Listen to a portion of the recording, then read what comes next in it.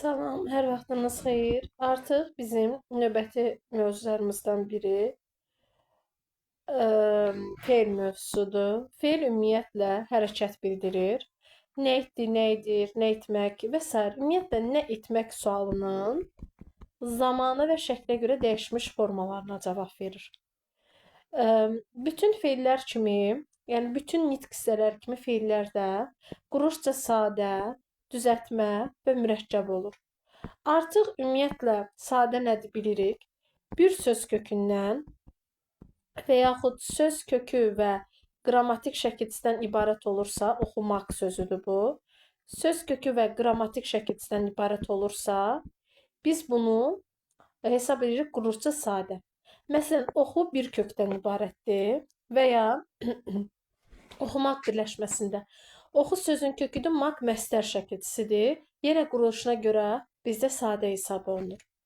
Düzəltmələr isə kökünə leksik şəkilçilər artırmaqla düzəlir. Bu adlardan və feillərdən olmaqla iki hissəyə bölünür. Artıq bunu da biz asan yolunu bilirik. Əzbərləməyə ehtiyac yoxdur. Sözü köklə şəkilçiyə ayırırıq. Köklə şəkilçiyə ayırandan sonra sual veririk ki, hansı nitq hissəsidir kök? Məsələn, vidalar sözündə vida sözün köküdür. Laş leksik şəkilçidir. Vida, nə? Vida. Burada vida ismindən düzəlib vidalaş sözü. Deyirik ki, artıq bu adlardan düzəlmiş feildir. Və yaxud belə götürək. İzlə sözündə sözün kökü izdir. Lə leksik şəkilçidir. İz nə iz? İzlə nə et? İzlə. Artıq kök iz ismidir. İz ismi olduğu üçün biz deyirik ki, bu adlardan düzələn feildir. Növbəti isə feildən düzələn şəkilçilərdir.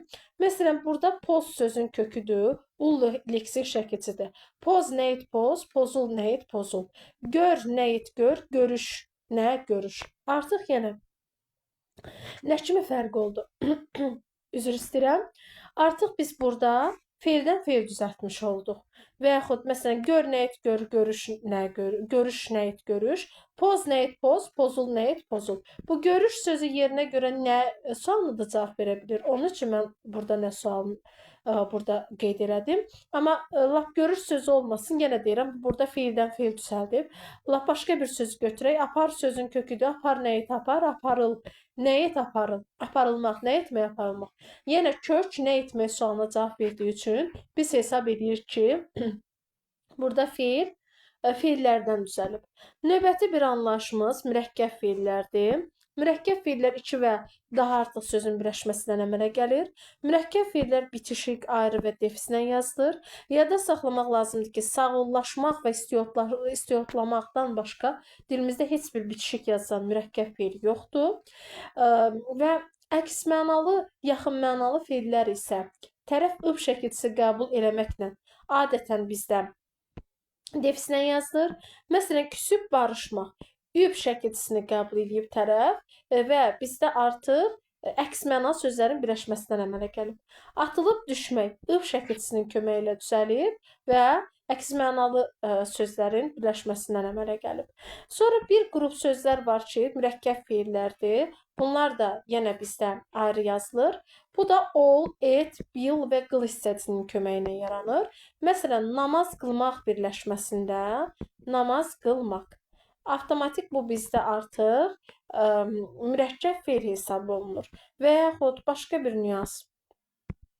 Məsələn, namaz qılmaqdan əlavə götürə bilərik kömək etmək.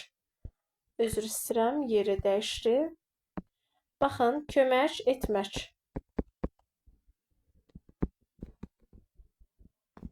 Artıq kömək etmək bizdə mürəkkəb feil hesab olunur. Bundan başqa bizdə feillər təsdiq və inkar ola bilər. İnkar şəkilçisi kimi biz ma şəkilçisindən istifadə edirik. Məsələn, get, getmə. Yazaq bura, qeyd eləyək. Belə götürürük. Get, getmə. Artıq bu feil bizdə inkarda hesab olunur. Növbəti bir mövzumuz feillərdə təsdiq və üzr istəyirəm, zaman şəkilçiləridir. Təsdiq inkar haqqında artıq danışdıq, məlumatımız var. Növbəti feilin zaman məsələsidir.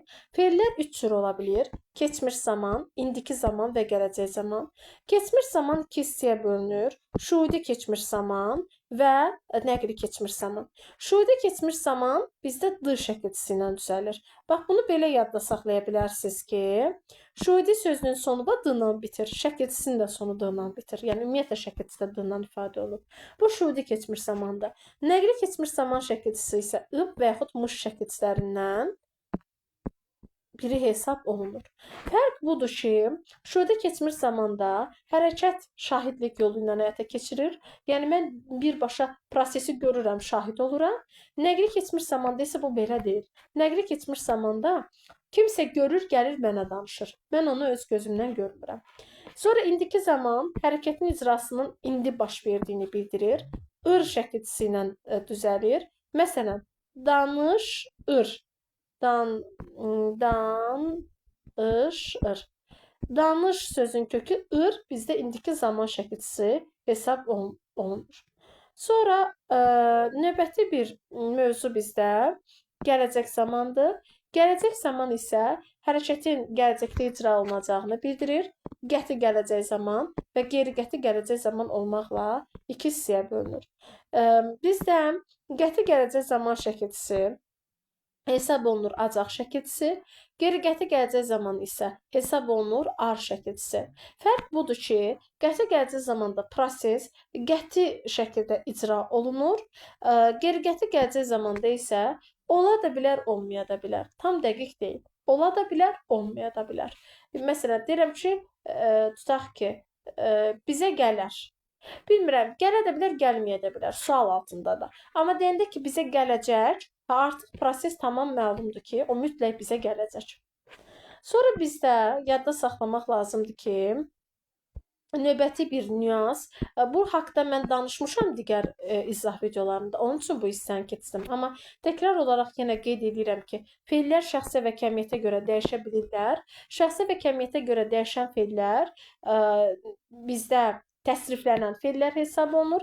Məsələn, baxın, feil şəxsə görə dəyişib. Mən gəlirəm, sən gəlirsən, o gəlir, biz gəlirik, siz gəlirsiniz, onlar gəlirlər. Bunlar şəxsə və kəmiyyətə görə dəyişiblər. Amma təsriflənməyən feillər, yəni məstər, feil, sifət, feili bağlama heç vaxt şəxsə və kəmiyyətə görə dəyişə bilmir. Növbəti bir mövzumuz feilin qrammatik məna növləridir. Feilin 6 dənə qrammatik məna növü var. Məlum, məchul, şəxssiz, qayıdış, qarşılıq və icbar növ. Yadda saxlamaq lazımdır ki, ümumiyyətlə dilçilikdə bir obyekt anlayışı var, bir də subyekt anlayışı var. Obyekt anlayışı odur ki, üzərində iş görülür. Subyekt anlayışı odur ki, işi onun üzərində, yəni obyektin üzərində görür. Məsələn, mən kitab oxudum. Oxudum, burada oxuyan mənəm. Subyekt anlayışı oxuyan mənəm. Amma deyəndə ki, mən kitab oxudum, artıq prosesi kitabın üzərində görürəm deyə. Bu bizdə obyekt hesab olunur. Bizim feilin məna növlərində bizim üçün ilkin növ məlum növ hesab olunur. Məlum növ feillərdə iş görən, yəni subyekt məlum olur və xüsusi şəkilçi yoxdur. Məsələn, deyirəm ki, mən dərsə getdim. Artıq burada getdim feili məlum növdədir. Ümumiyyətlə, işi, prosesi icra edən, görən məlum olur. Söhbət kimdən gedir? Necə gedir, mən bunu artıq bilirəm.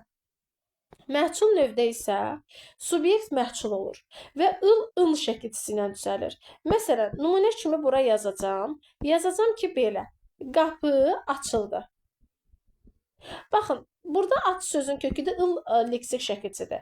Qapı açılıb, amma bilmirəm o qapını. Mən açmışam, o açıb, sən açmışsan, siz açıb, sizlər açıb və yaxud ümumiyyətlə mən bunu müşahidə edə bilmirəm ki, qapını açan mənəm yoxsa sizsiz. Odur yoxsa onlardır. Bunları müşahidə edə bilmədiyim üçün deyirəm ki, avtomatik bu bizdə məhçul növ hesab olunur. Və mütləq şəkildə ıl və ın şəkilçiləri ilə düzəlməlidir. Bu mənim konkret qaydamdır. Növbəti növ isə bizdə qayıdış növ hesab olunur. Qayıdış növdə hərəkət öz üzərində icra olunur və yenə ın şəkilçisi ilə düzəlir. Məsələn, bu da daha çox təbiət hadisələri ilə bağlı olur. Çünki ən çox işi öz üzərində icra edən təbiət hadisələri olur.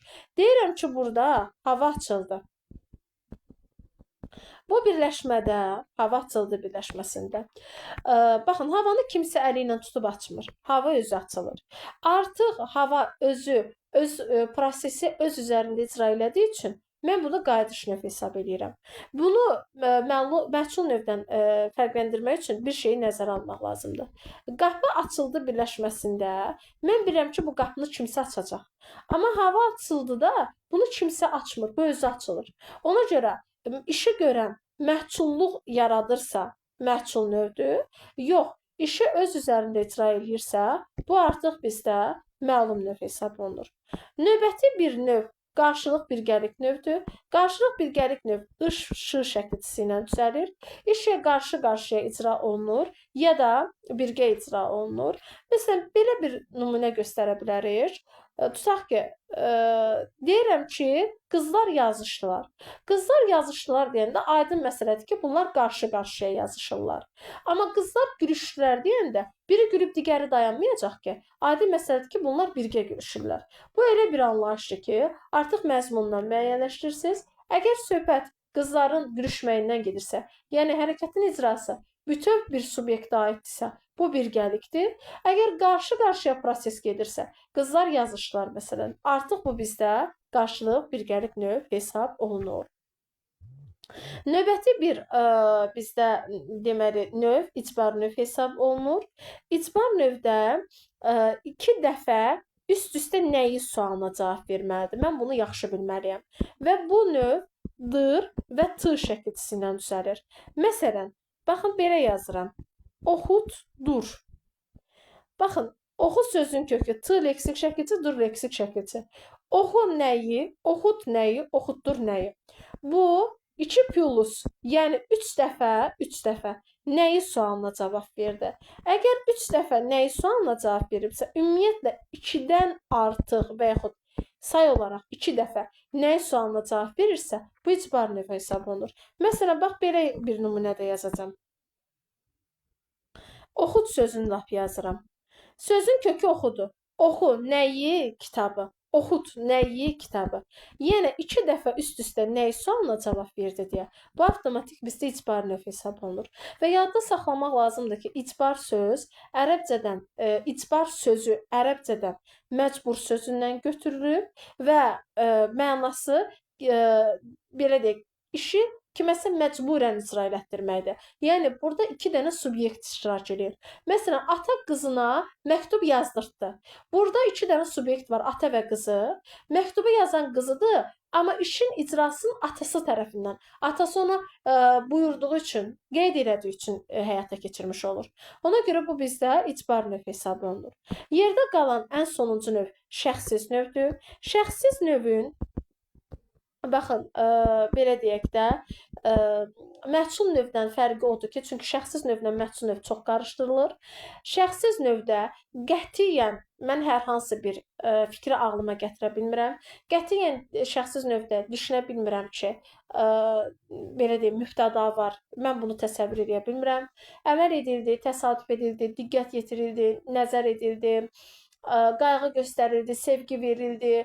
Bunların hamısı bizdə belə deyək, şəxssiz növ hesab olunur. Əgər ki, qeyd elədiyim birləşmələr varsa və ya tərkibində ıl şəkilçisi varsa və ya ümumiyyətlə belə deyim də, siz qətiyyən mübtədanı düşünə bilmirsinizsə, frazoloji birləşmə ilə ifadə olunubsa, bu bizdə avtomatik şəxssiz növ hesab olunur. Daha sonra növbəti bir bizdə anlayış feilin şəkilləridir. Dilçilikdə feilin 6 dənə şəkli var. Birinci şəkil əmr şəkli hesab olunur. Əmr şəkli xüsusi bir şəkilçi ilə düzəlmir.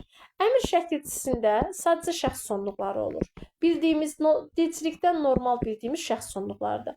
Bircə dənə fərq odur ki, ikinci şəxsin təkinin şəxs sonluğu olmur. Yəni, məsələn, sən oxu. Sən oxuda nə şəxs sonluğu olsun? Yoxdur. Bircə dənə fərq odur. Və əmr şəklində əmr, xahiş, məsləhət, nəsihət ifadə edir. Və yadda saxlamaq lazımdır ki, mən özümə də əmr verə bilərəm. Məsələn, durum çay süzüm. Artıq bu burada əmr cümləsi hesab olunur. Çünki çayı süzmək üçün özümə müəyyən bir əmr vermiş oluram. Xəbər şəklini gəzmək üçün, yəni xəbər şəklini müəyyənləşdirmək üçün xəbər bərabərdir zaman düsturundan istifadə etmək lazımdır. Yəni harda ki zaman şəkilçisini görsəm, bilin ki, o xəbər şəklidir. Məsələn, nümunə kimi göstərirəm. Al sözün köküdür ır zaman şəkilçisidir. Və yaxud yenə al sözün kökü ır zaman şəkilçisidir. Al sözün kökü d zaman şəkilçisidir. Və yaxud al, acaq hər üç zamanda olur. Al sözün kökü acaq zaman şəkilçisidir. Deməli bu feilin xəbər şəkli hesab olunur. Sonra feilin arzu şəkli. Arzu şəkli a, ya şəkilçisi ilə düzəlir.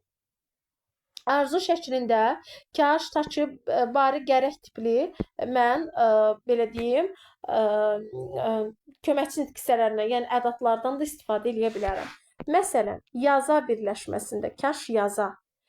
Düşünün ki, mən burada kaş da əlavə edirəm, kaş o yaza.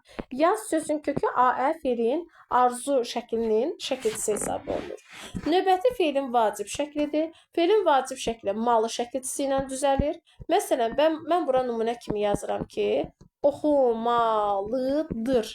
Oxu sözün köküdür, malı feilin vacib şəklinin şəkilçisidir, dır şəxs sonluğudur. Feilin vacib şəklinin inkarı həm deyillə düzələ bilər, həm manla düzələ bilər. Məsələn, qalxmalı deyil, qalxmamalıdır. Hər iki hal dilçilik üçün məqbuldur. Növbəti bir şəkil bizdə lazım şəkli hesab olunur. Lazım şəkli hərəkətin icrasının lazımlığını bildirir. Ası şəkilçisi ilə düzəlir. Məsələn, yazıram gələsi. Gəl sözün kökü əsi feilin lazım şəklinin şəkilçisi hesab olunur. Və feilin lazım şəkli ancaq inkarı deyil hissəsi ilə düzəlir. Heç vaxt madan istifadə edə bilmərəm. Gəl əsi ma deyə bilmərəm ki, gələsi deyil şəklində mən feilin arzu şəklinin şəkilçisini qururam. Sonra növbəti bir anlayış feilin şərt şəklidir. Feilin şərt şəkli hərəkətin icrasının müəyyən şərt daxilində baş verdiyini bildirir və əgər hərgah bağlayıcılarından istifadə olunur. Deyirəm ki, əgər gəlsə, mən dərsi keçəcəm. Gəl sözün köküdür, sasə feilin şərt şəkli hesab olunur. Birbaşa kökə qoşulduğu üçün artıq bu bizdə feilin şərt şəklini təşkil eləmiş olur. Bu da bizdə feilin şəkilləridir. Feilin şəkilləri, feilin zamanları, təsdiq, inkar, feilin təsriflənməyən formaları. Bunlar üçün, bunları mənimsəyə bilmək üçün konkret qrammatik belə deyək də şəkilçiləri bilməliyəm, yəni konkret şəkilçiləri bilməliyəm. Amma növü təyin edə bilmək üçün mən daha çox məntiqi əlaqə ilə birlikdə qrammatik əlaqələri, yəni paralel şəkildə yürütməliyəm. Çünki müəyyən nüanslar var ki, feilin növlərində artıq bu məntiqi aspektdən ortaya çıxmış olur. Yerdə qalan hallarda dediyim qaydaları mənimsəmək, izah videosuna baxmaq bu mövzunu mənimsəmək üçün tam kifayət edir. Feilin təsriflənməyən formaları isə artıq bizdə növbəti izah videosunda qeyd olunub.